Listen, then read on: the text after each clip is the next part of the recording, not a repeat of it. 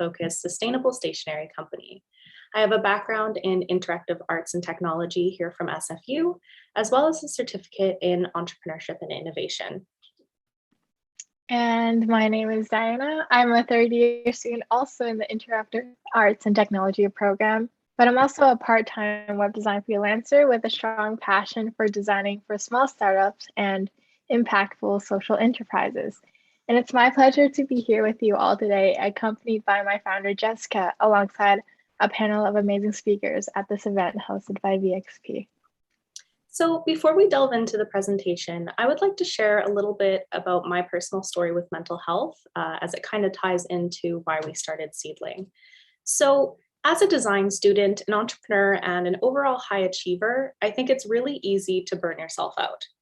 And 4 years ago, that happened to me. I was working 3 jobs, I was taking 3 classes, one of which had a reputation for being extremely stressful, and directing a film, as well as volunteering as a creative director. That was a lot for anybody. And honestly, once the semester was over, I found myself slipping into a deep depression, fighting constant anxiety attacks, and neglecting my physical health. I figured, well, the semester is over, I'll be fine, I'll get back to normal in no time. However, the struggles with my mental health persisted, and some 4 years later, I'm still dealing with the repercussions of burnout, including a chronic illness that I now carry with me as a result of long-term stress. With a combination of seeing mental health professionals, making time for myself, and getting back in touch with my creative side, I was inspired to launch Seedling. 75% of young adults say they've had an increase in anxiety since the pandemic has commenced. And as somebody who's passionate about mental health, I wanted to share some of the resources that help me get back to being in a happy, functional state of being. And that brings me to our talk today. I'm joined here by Diana Tran, the creative director of Seedling Art Co, and we'll be sharing some of the insights we've had working on a startup in the sustainability and mental health space. Alongside our fabulous marketing director, Kim Bassan, the Seedling team has been working on developing our first product, a cognitive behavioral theory and dialectical behavioral theory based mindfulness and art kit. We wanted to reintroduce the idea of journaling, scrapbooking, and creating art as valid tactics to improve your mental health, with a twist. We wanted to create products that not only make us feel good, but also do good for the planet. Sustainability was a key value we wanted to highlight, not only for the environmental impact, but also to ensure our team was treated ethically and fairly. Our main rule at Seedling is, if you're stressed or struggling with your mental health, that comes first. We're an ambitious team, but we're not going to be so ambitious that it is detrimental to our health. We wanted to introduce some of the mindfulness tools that we have personally found to be so helpful, CBT and DBT. Each one of us on the Seedling team has struggled with our mental health at some point. And as we know, mental health is an ongoing struggle. So really making the time to create, work on mindfulness exercises is something that you can really do to help set yourself up for success. Now, it's important to note that Seedling does not aim to replace modern day counseling and therapy, but rather act as an intermediary step for those who either can't afford counseling, are nervous to get into it, or to act as a supplementary tool for those who are currently seeking mental health treatment.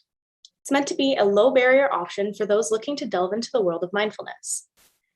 To create some of the mental health content, we're planning on working with certified mental health professionals to ensure our products are high quality, helpful, and ethically designed. I would like to start off by walking you through our MVP and product design process. An MVP in the business world is also known as a minimum viable product. It's the first step in developing a product line for a venture. Essentially, it's kind of like another way of thinking about design thinking. And just like in design, you start with an idea, you go through research, move into user testing, and then you iterate until you're left with a product that fills the needs of your audience. For Seedling, we discovered our MVP to be a mindfulness, art, and journaling kit. We're still narrowing down the content of our bundles, so everything here see here is sort of like a digital mock-up. This is not what the final product looks like. But we have solidified a theme, and that theme is nature. Diving deeper into our initial theme and the design process, I'm going to pass it over to my colleague Diana, who will talk more about the MVP, brand decisions, and more. Yeah, thanks, Jessica. So to start off, there's actually a lot of reasons why, as a mental health and sustainability brand, we chose to go with the nature theme for our first product. In part, we discovered through user testing that the majority of our audience has an interest in nature already, but it has also long been proven by scientists that the simple act of spending time physically outside or simply interacting with any aspect of related to nature alone is shown to improve depression, anxiety, and one's overall emotional well-being. This concept is formally known as the biophilia effect. And by incorporating unique natural world elements into our products, we hope to bring a positive shift to the mental state of our customers, such as calmness and serenity. This leads me to the overarching mission at our company, which is to create products that not only do good for the world, but make you feel good as well. And contrary to popular belief, positive self talk isn't about knowing all of the answers, but rather having that ability to reframe how you view the world and removing that negative bias approach to life, which we believe at Seedling is possible with practice over time. Seedling Art Co aims to challenge that inner dialogue by putting a twist on traditional mental health practices like journaling in order to prompt users to realize those deeper emotions while having fun doing it. For products to serve as the main vehicle for communicating our brand message, our most important standard lies in delivering beautiful yet thoughtfully curated products.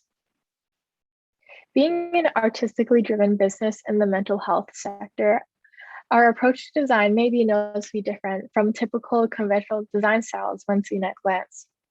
With the rise in popular use of traditional flat design and illustrations that exist in a creative mainstream, we saw this as an opportunity to really stand out by using what's called schemorphism design, which are objects that mimic its real-life counterpart, in our case, with the purpose of having it speak to the rawness of the human condition. We decided to primarily go with a free-flowing and scrapbook feel with our brand design to ultimately create a storytelling effect, which is what art is essentially all about. Whether you're using journaling for its therapeutic benefits while navigating through tough times, or solely as a creative outlet to express yourself, we wanted to create a welcoming and trusting brand image that when customers use our products, they can feel safe and free to just create and be themselves, regardless of their skill level or stage in life. As we recognize that self-care is crucial to every kind of lifestyle, and may look different for everyone, our art bundles are specifically designed to give people a place to start. And a big part of the process when trying to appeal to our demographic was using emotional design, particularly in our color palette. Translating our core values of peace, optimism, and creativity into each individual swatch was important to how we wanted to portray our self-care brand. We found that introducing soft neutrals such as warm hues and paper-like beiges with a touch of green and purple accents established a sense of harmony that communicated an airy kind of organicness to it. And so as you can see, it isn't enough to only build structure when it comes to design. As creators, I think it's important to take into consideration how the design can influence the mental health of the people who are going to use or see the structures. Therapeutic design concepts, like what is included in our junk journaling kit, tap into areas where mental health can be enhanced. Areas like sensory environment, incorporation of nature, safety and social equity, and physical activity lets designers develop a more holistic approach that encourages mental wellness. Balance isn't always easy, but I've learned the hard way the cost of putting your mental health at risk. If you're struggling, don't be afraid to seek help. Please talk to a loved one or reach out to a crisis line. When you're in a healthy place mentally, the world opens up for you and things start to come together. And if you're not there yet, that's okay. It will come. At Seedling, our values are to promote mental well-being, create a sense of community, to feel good while we're doing good for the environment. Thank you so much for listening to our panel, and we would love to open up the floor for any questions you guys have. Thank you. Thank you, Seedling. Thanks, Jessica and Diana, for an amazing presentation. Really, really love what you guys are trying to make and create over here. Like, I'm really excited for seeing your products and getting a chance to use them. So looking forward to that. We have a few questions here. One is, what is your number one tip for someone currently facing burnout? Yes, absolutely. Burnout's tricky because a lot of us fall into it without really realizing we're into it. And by the time you've realized it, it's too late. Honestly, I would recommend taking a look at all of the commitments you have, whether it's your work, your volunteering, your school, your social life. It's a little hard sometimes to prioritize what's important in your life, but maybe making a list, taking a look at where all your time is going, making sure that everything that you're doing is aligning with whatever goals you would like to set for yourself. For me, I found the one thing that works with my mental health is making time for physical activity and trying to have one day a week where I literally do absolutely nothing. And easier said than done, for sure. But mental health needs to be a priority. I almost treat it like a side hustle in its own way. It's my own job. And my job is to do nothing one day a week and to work out consistently. And that would kind of be the advice I'd give. But Diana, would you like to chime in? Do you have any advice for burnout? Yeah, for me, I think as we head into another school semester, I think I've been trying to get to the routine of just trying to take care of myself more, just because I know that if my brain is healthy, then I'm able to learn more better, especially when it comes to like the educational environment. So to me, like I really prioritize education. So just taking care of your mind and not like treating it as like an afterthought is so, so important because your mind is like the driver of everything you do. So yeah, don't underestimate self-care because it can go long ways away. That's a really great answer. Like, thanks for the. Yeah, I myself face a lot of burnout with VXP too. But yeah, those are some really great tips. There's another question here. It's a more business related, but what platforms do you recommend for online stores? Which is most user friendly? Yeah, that's an awesome question as well. So currently we operate on Etsy, and a lot of our products that are in the store were kind of very, very early iterations of our primary MVP. So I personally only really have experience on Etsy.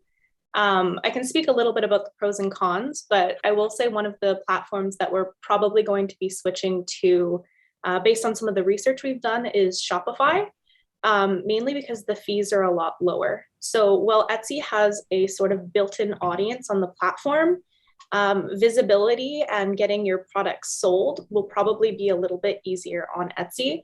The percentage that they actually take of your product really does add up over time.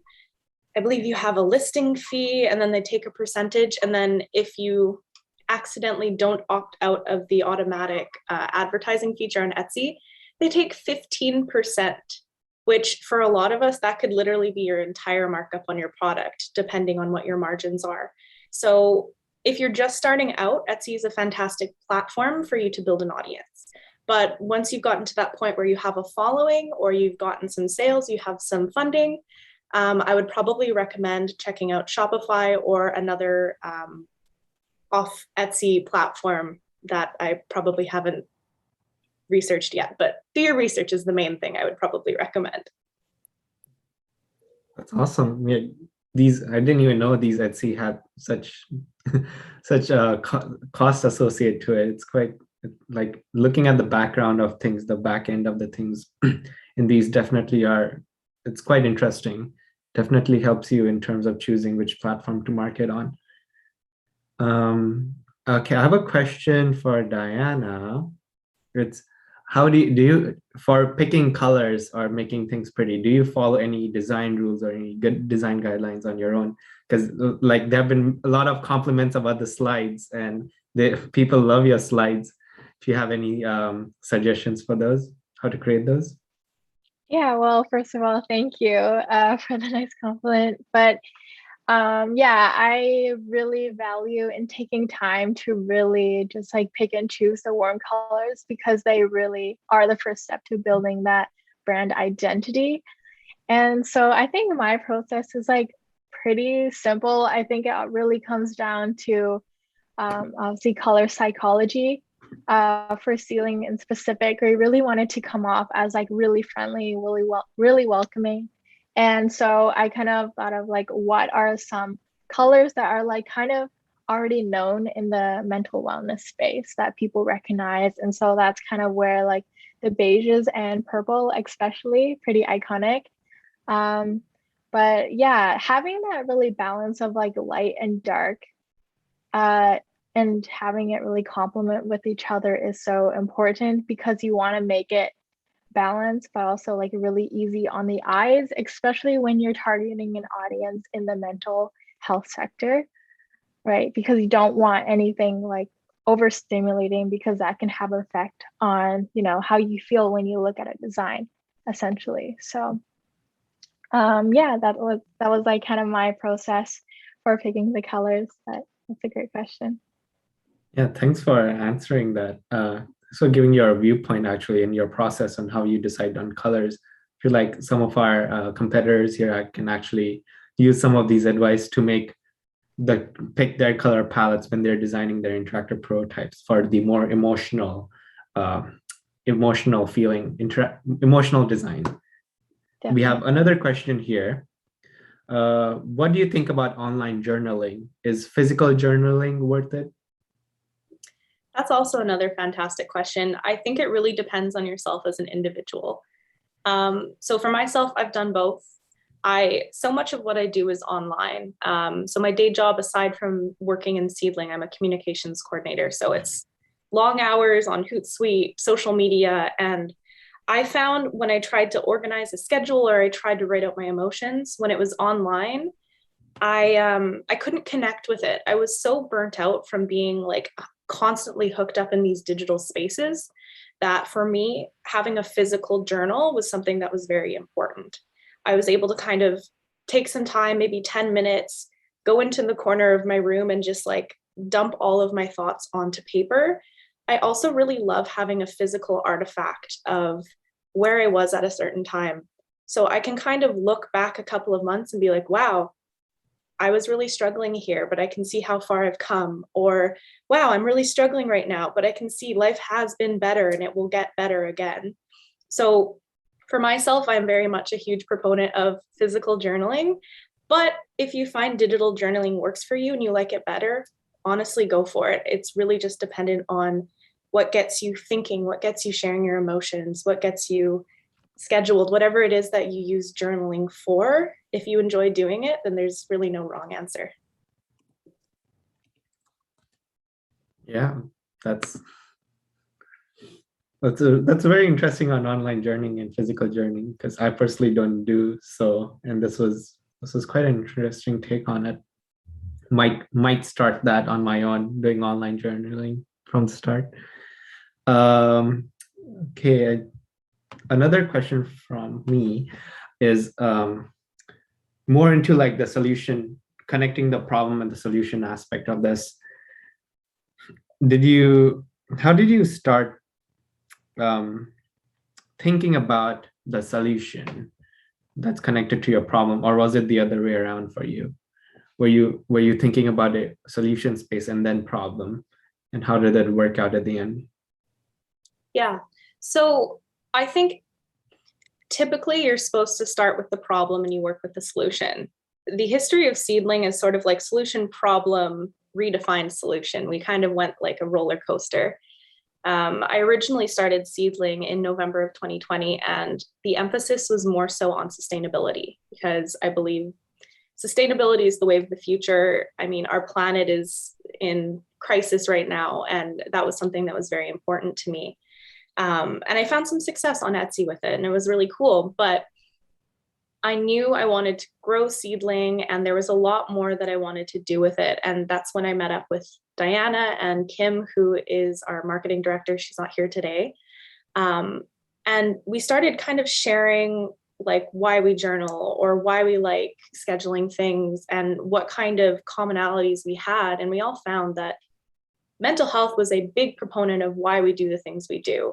And it really shapes who we are as people. And that's when we all had the idea to sort of incorporate the mental health into the sustainability. And that's kind of what you see here today as Seedling.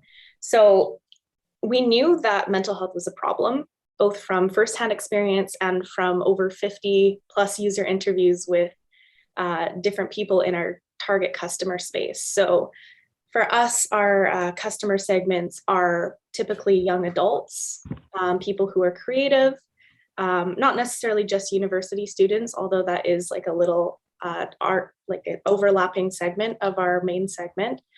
And we knew people are struggling. We also know that a lot of people use creative outlets to help with their mental health or just as hobbies. And we wanted to kind of marry the two together. And so that came with more user testing. We had an idea. We were like, cool, let's see if people like the idea of these journaling kits, something that's a little different than an actual physical journal. We'll provide them with supplies. We'll provide them with mental health prompts that they can either use to journal or to scrapbook or to collage or just to create. And we'll see if they respond well to that. And so far, what we found through our user testing is that everybody loves the idea. And we think it's a product that can really help a lot of people. And it was really through that design process, starting with an assumption, testing it and kind of validating it, that we were able to come up with our main MVP today. Diana, would you like to add anything to that process or? No, I think you just captured it beautifully in your words. So yeah, that's perfect. It's very love hearing that story. Yes, it's very, very important to really focus on the problem. Even though if you do come with a problem, like a solution space before the problem, you always tend to go revisit the problem again to narrow down. And great talk about the user testing. That is really, really important, and trying to narrow down your MVP and testing the bare minimum. So user testing, even in design, is really, really important, and making sure your design is feasible and it basically works, more functional, because design is also not about just aesthetics, making things look pretty. If you're looking for something like that, you go to an artist. But for a designer, you're also solving problems. So even though Seedlings is in a more entrepreneur space, they are also very much design focused and have that design thinking involved. So yeah, I think that's all we have for you today. That's all the questions. Yes. Yeah. Thank you, Seedlings, for coming and giving such an awesome presentation about yourself. I hope I'm pretty sure a lot of our viewers enjoyed listening to you guys. And hopefully they take much more than get all this knowledge and apply it on their interactive prototype in their presentation today. Awesome. Thank you so much for having us. I think I speak on behalf of the whole team. This was a really lovely talk. And for all of those people who are watching, feel free to reach out with us. You can connect with us on LinkedIn, Instagram. You can follow us on Seedling Instagram, and I'm happy to talk about what we presented here today or more. So don't hesitate to reach out. Check out our sponsors and partners resource document on our Discord. We have Seedlings Art Co and how to reach them over there as well, along with the rest of our partners and sponsors. With that said, we are going to be moving on to reruns from our workshop week, actually. So starting with design thinking process. So for those who missed out and don't have the link and just want to chill, you can go and revisit, watch our stream, and we'll have that rerun on. Our next actual panel will be Design Job Search Strategy at 1 p.m. today, presented by Copperleaf and Gerald in specific. He's going to go over what kind of designer you are, what kind of space you want to be designing and working in, and how to look for that kind of a job. So stay tuned for that. Meanwhile, yeah, good luck, guys. And thanks for, let's switch there now.